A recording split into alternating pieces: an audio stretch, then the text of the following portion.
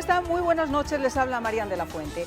Dicen que los discursos, cuando tienen base en la realidad, tienen fuerza, impactan en quienes los escuchan. Pero cuando son solo en la realidad, pues pueden llegar a rayar la hipocresía. El presidente Joe Biden se dirigió por primera vez a la comunidad internacional como presidente de los Estados Unidos en la Asamblea General de la ONU. Y lo hizo asegurando que América está de vuelta y bajo el escepticismo y desaprobación de muchos de esos líderes que hasta ahora fueron aliados.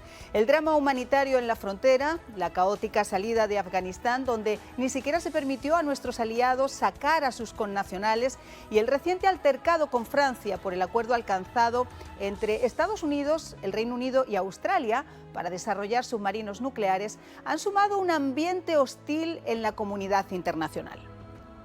Por eso resulta cuanto menos curioso que Biden comenzara ese discurso diciendo a sus pares internacionales que Estados Unidos tiene la intención de liderar todos los mayores desafíos de nuestro tiempo, pero no solo. De alguna forma subrayó la importancia de las alianzas y las asociaciones en todo el mundo. En su discurso, Biden abordó también una serie de desafíos globales compartidos, incluida la pandemia del COVID-19, la proliferación nuclear, las tecnologías emergentes y el cambio climático, al que pretende destinar 100.000 millones a nivel mundial y al que en su delirante baile de millones se comprometió a sumar otros 10.000 para combatir el hambre en el mundo. Sobre la criticada retirada de su administración de todos los activos militares estadounidenses de Afganistán, él aseguró que Estados Unidos ha decidido pasar página y dedicar toda la energía a lo que tenemos por delante y no en lo que queda atrás.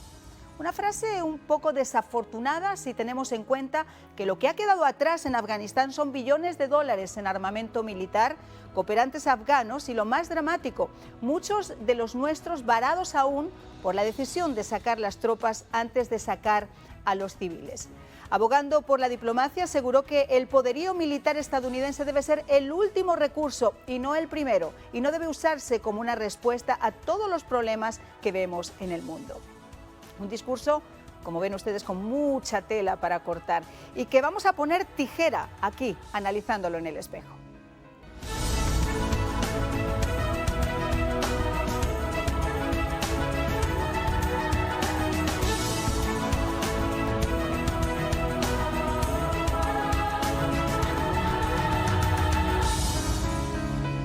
Bueno, ya de inmediato quiero presentarles a mis dos invitados de lujo, de excepción. Hugo Hacha, investigador del Centro para una Sociedad Libre y Segura. Muchísimas gracias por acompañarnos. Muy buenas noches, es un placer. Y tenemos también a Emilio Viano, profesor de Política Internacional de la American University desde Washington. Muchísimas gracias también. No sé si me escucha Emilio. Mientras tanto, vamos a comenzar con Hugo Hacha, investigador del Centro para una Sociedad Libre y Segura. En líneas generales, ¿qué le ha parecido este discurso? Bueno, lo primero que hay que decir es que se pueden tener buenas intenciones. Eso no quiere decir que se vayan a trasladar las mismas a un escenario real. El presidente de los Estados Unidos señala algunos puntos que vale la pena resaltar de manera rápida para después pasar a su análisis de ser necesario. Indica que los Estados Unidos, por primera vez desde hace más de 3 décadas, no está en guerra. Esto contradice a la realidad de facto, que nos indica que en varios escenarios de la guerra asimétrica, de la lucha contra el terrorismo, de operaciones contra el crimen transnacional organizado y grupos fundamentalistas, Estados Unidos aún tiene una considerable cantidad de efectivos militares desplegados en lo que en inglés se denomina harm's way. Esto está corroborado por un documento firmado por el propio presidente hace apenas 8 días atrás. Este aspecto ha sido resaltado en el Washington Post. También habla de la necesidad de volcarse a la resolución de ciertos factores, como el tema del cambio climático, la lucha contra el COVID-19 y otros. Sin embargo, en esos aspectos habría que ver qué grado de presión podrá ejercer efectivamente su administración si se limita al campo exclusivamente diplomático con actores como la China, Irán o en el hemisferio Cuba, que en ambos aspectos están completamente fuera de actuar en el marco de la buena fe. Bueno, vamos a pasar con el profesor Viano, profesor de Política Internacional de American University. La misma pregunta, ¿qué le ha parecido el discurso? Bueno, ¿Nos escucha, profesor? sí, el mensaje más potente, en mi opinión, fue precisamente el mensaje a China, aunque sin nombrarla.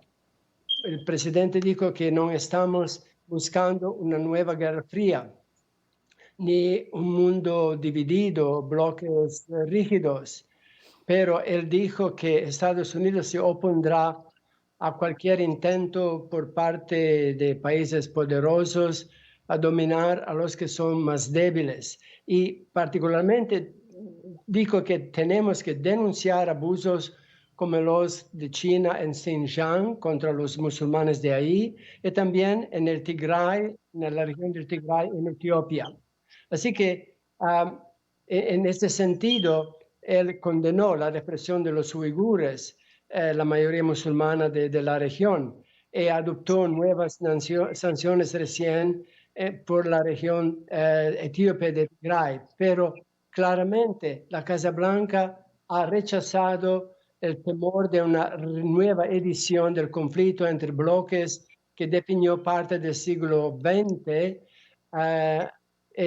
que fue, digamos, subrayado esta semana por el secretario general de la ONU, Antonio Guterres, que habló de temer que estamos deslizando hacia dos conjuntos diferentes de factores económicos, de normas comerciales, financieras, tecnológicas, de enfoques diferentes, y un retorno a la Guerra Fría. El presidente, mucho más optimista que Gutiérrez, el secretario de la ONU, cantó esta melodía dominante de su discurso, el canto al multilateralismo como solución para evitar estos peligros. El tema, profesor, es si al canto le acompaña la música, porque vamos a escuchar primero lo que dijo y ahora entramos un poquito en materia. The United States will compete and will compete vigorously. Estados Unidos competirá y competirá enérgicamente. Con nuestros valores y nuestras fuerzas defenderá a nuestros aliados y amigos y se opondrá a los intentos de países más fuertes de dominar a los más débiles, ya sea mediante la ocupación de territorio por la fuerza, coerción económica, explotación táctica o desinformación. Pero no buscamos repetir el pasado, no buscamos una nueva guerra fría o un mundo dividido en bloques rígidos. Estados Unidos está listo para trabajar con cualquier nación que dé un paso adelante y busque una resolución pacífica para compartir desafíos, incluso si tenemos intensos desacuerdos en otras áreas. Porque todos sufriremos las consecuencias de nuestro fracaso si no nos unimos para abordar las amenazas urgentes como el cambio climático, el COVID-19 o amenazas duraderas como la proliferación nuclear. Bueno, pues ustedes me van a perdonar, pero a mí me encanta la gente cuando habla mucho, pero como yo decía, se puede cantar, pero ¿nos acompaña realmente la música? ¿Cómo se puede hablar de alianzas cuando lo que ha ocurrido en Afganistán muestra, por ejemplo, que a los aliados, a nuestros aliados, ni siquiera se les avisó con tiempo para poder sacar a sus connacionales de Afganistán? ¿Cómo se puede hablar de condenar a países cuando en ningún momento se ha condenado, por ejemplo, las intenciones que puede tener China sobre Taiwán o Rusia sobre Ucrania? ¿Por qué no se condena lo que está pasando en Cuba o lo que está pasando en Venezuela o lo que está pasando en Nicaragua? Profesor, esas preguntas a mí, como seguramente a muchas personas que están en casa, nos surgen. Profesora Acha. Bueno, Bueno. el presidente ha intentado de hablar de los problemas más amplios, tocó sobre todo tipo de diferentes problemas. Y habló también de Venezuela, por ejemplo, y de la violación de derechos humanos por ahí. Yo creo que no quería repetir temas que ya siempre son usados por presidentes en Naciones Unidas y en política exterior. Lo que pasa que, bueno, se mencionan, pero se mencionan como muy de pasadita. Doctor Acha, ¿qué opina usted sobre estas preguntas que a mí me surgen y que seguramente a muchas personas que están en casa les surgen también? Bueno, Todos tenemos que hacer votos porque en algún momento la concordia, la armonía pueda reinar en el escenario internacional. Sin embargo, este no es ese momento.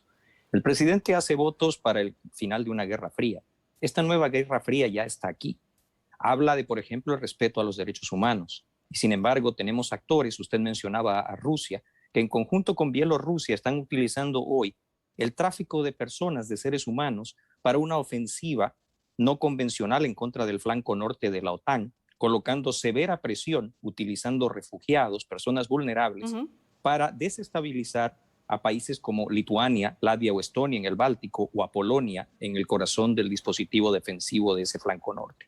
Habla de la cuestión de no tener bloques rígidos. Sin embargo, la China ha dejado muy claro que no está dispuesta a jugar dentro de los marcos regulatorios financieros, humanitarios, o inclusive de protección de libertades civiles básicas. Mencionaba usted a Taiwán.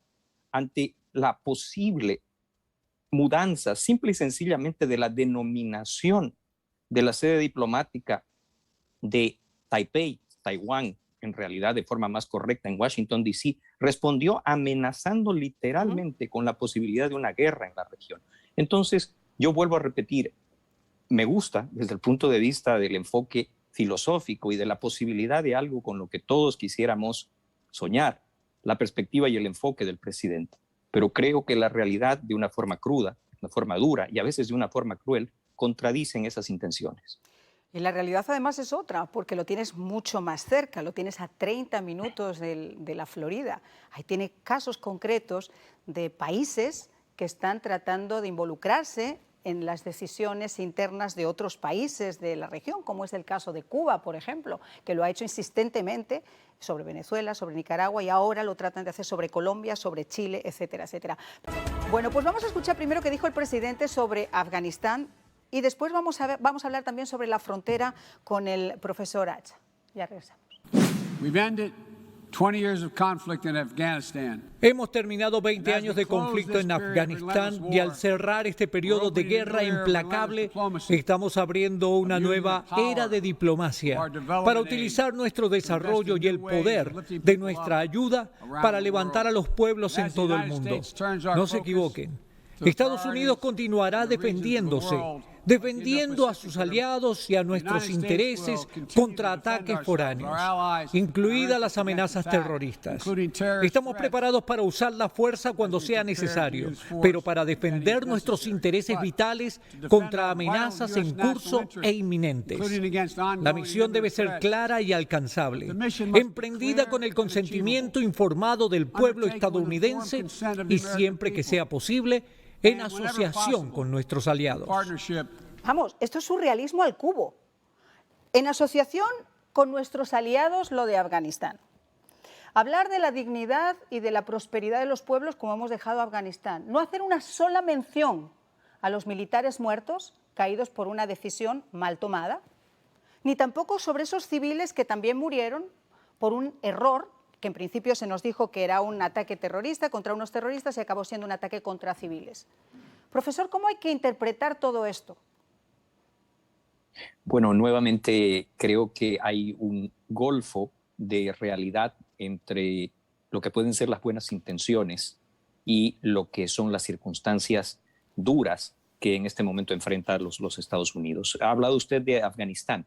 El principal, por lo menos desde una perspectiva personal, problema que tenemos allí es no solamente el abandono del espacio geopolítico, es haber permitido que una organización que es el núcleo duro del movimiento talibán, que es la Red Haqqani, una organización básicamente dedicada al narcotráfico, controle hoy el 90% del tráfico de heroína a escala global.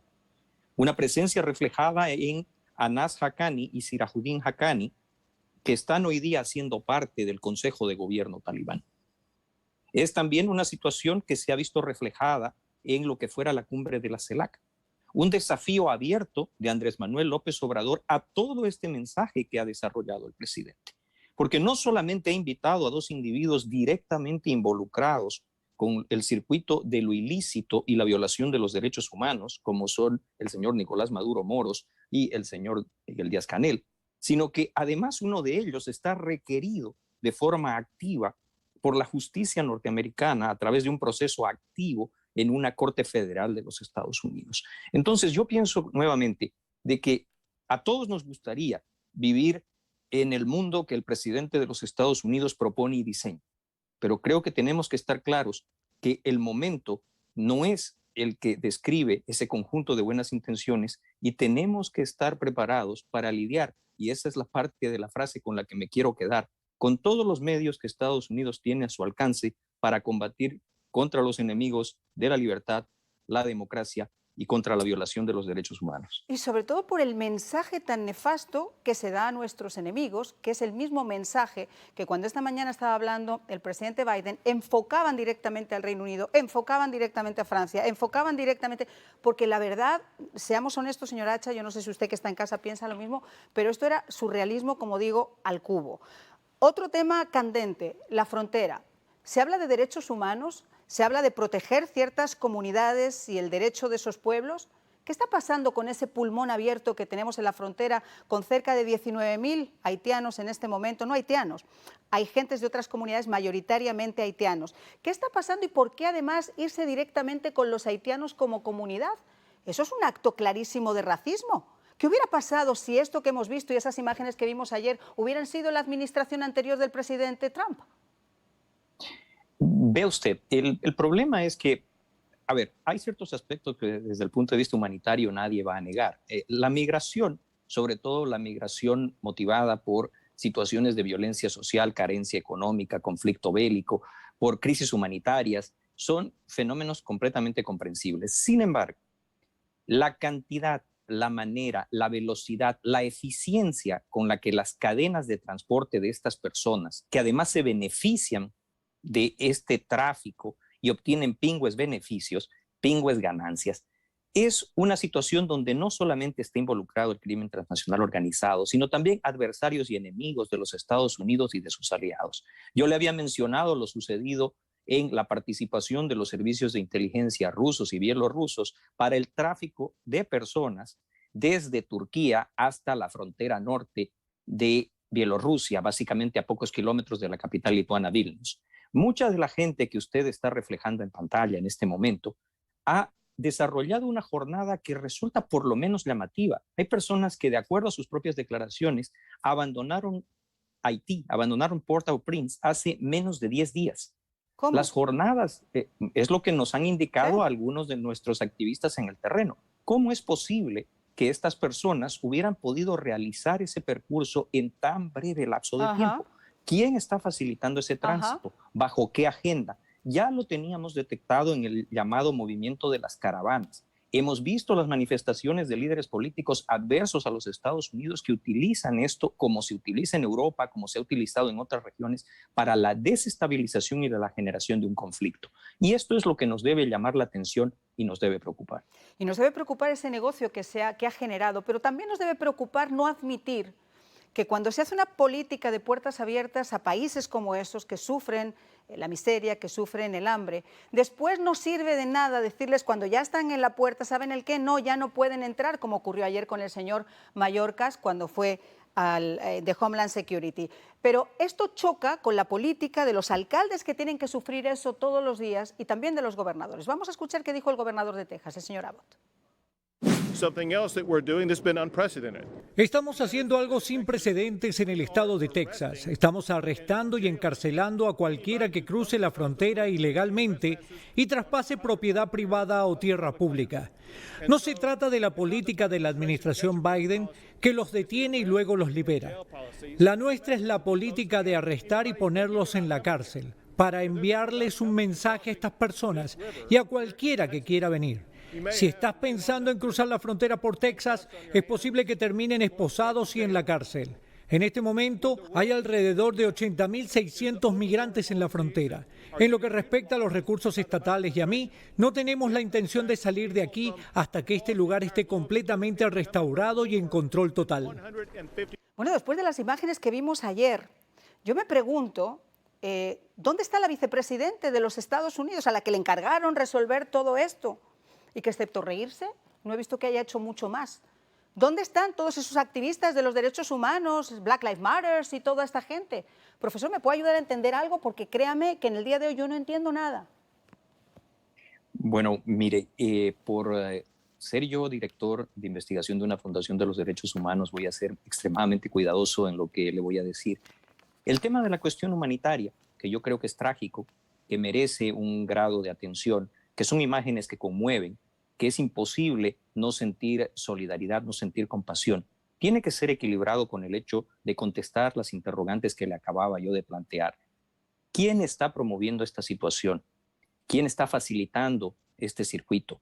¿Cómo están involucrados actores estatales y paraestatales en la generación de este movimiento? ¿Cómo participan organizaciones del crimen transnacional organizado de este ciclo? Y además, ¿cómo con la cobertura de este movimiento se agrava el riesgo de que otro tipo de actores se puedan infiltrar dentro de los Estados Unidos? Y aquí vea cómo casi en un círculo perfecto podemos hablar de Afganistán y de las capacidades recientemente adquiridas por el Talibán y por la posibilidad de que ese mismo tipo de actores, movimientos radicales, terroristas y enemigos de los Estados Unidos puedan realizar operaciones como lo predijera en su momento durante la administración del presidente Obama la comunidad de inteligencia.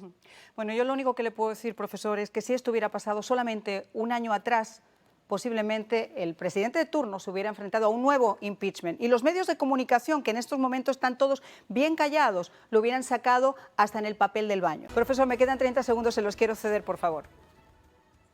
Bueno, yo quiero decir desde ese punto de vista que hemos repetido constantemente que debe haber un equilibrio entre las buenas intenciones y la realidad.